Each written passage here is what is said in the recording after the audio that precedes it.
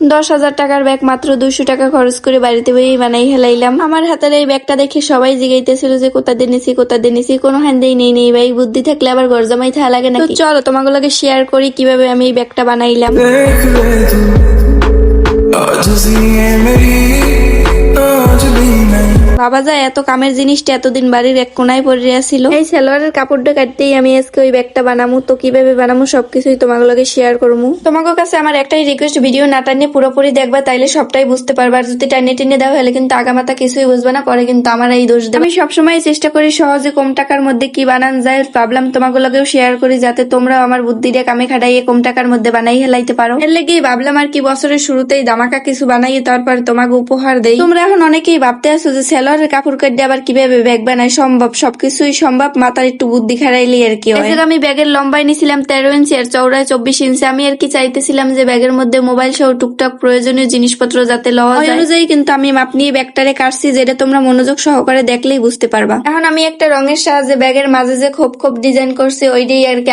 কিনিমো। আর রং লই কোনো চিন্তা নাই, ডলা দিলেই এটি উঠতে যাইবে। যেহেতু নিজের ভিডিওটা নিজেই করতে আসি, ভিডিও করে দেওয়ার লাগে মানুষ আসছিল না, তো তোমরা মনোযোগ সহকারে কিন্তু দেখলেই বুঝতে পারবা। শীতকাল মানেই তো বিয়ে সুরা পোলারা যায় বিয়ে মাইয়ে দেখতে, আর আমরা মাইয়ের যাই কেরা কি পরে রয়েছে, কেরা কি গয়না পরছে, কেরা কি ব্যাগ লইছে হেয়ে দেখতে। আমাগো মাইয়েগো তো একটা বদ অভ্যাস আছে, এক জিনিস আমরা বারবার কোনখানে পরে যাইতে চাই না। তোমরা যদি আরো এরকমের নতুন নতুন আইডিয়া চাও তো আমারে ফলো দিয়ে রাখতে পারো, আমি আরো নতুন নতুন আইডিয়া লই তোমাকে মাঝে হাজির হবো। ব্যাগ সেলাইয়ের সময় যে বাস পড়বে ওই জায়গাটা ফাঁকা রেখে তারপরে কিন্তু ডাক্তার নিয়ে লইছি, তোমরাও কিন্তু ওরকমের ডাক্তার নিয়ে লবা। এখনই তো আসল কামে বেজে যাওয়া লাগবে, যেই কামটাই আমার বেশি কষ্ট হয়েছে। সুই সুতা লইয়া বইয়া পড়লাম সেলাই করার লাগিয়ে। পাশের যে ছোট ছোট খোপা ছিল ওইগুলো কিন্তু অর্ধেক ফুল বইবে। আমি যেভাবে সেলাই করছি ওইটা তোমরা মনোযোগ সহকারে দেখলেই বুঝতে পারবা। আমি কিন্তু মেন জিনিসগুলোই তোমাগুলোকে শেয়ার করছি, আর বেশি শেয়ার করলে ভিডিওটা অনেক বড় হয়ে যাবে, যেটা তোমরা পছন্দ করবা না। তোমরা কিন্তু ডাবল সেলাই দিয়ে লবা আমার মতো। আর সবগুলো কিনারের ফুল কিন্তু এরকমেরই অর্ধেক অর্ধেক হয়েছে। অফ ক্যামেরায় কিন্তু আমি প্রায় অর্ধেক কাম কমাই হেলাইছি। এখন তোমাকে দেখামু বাকি কাজগুলো কিভাবে করছি। যেহেতু আমি ব্যাগের কাজটা একাই করতে আসছিলাম, তো আমার সেলাইতে অনেকটাই কষ্ট হয়ে গেছিল, তো আমি বাকি কাজগুলো গামের সাহায্যেই করবো।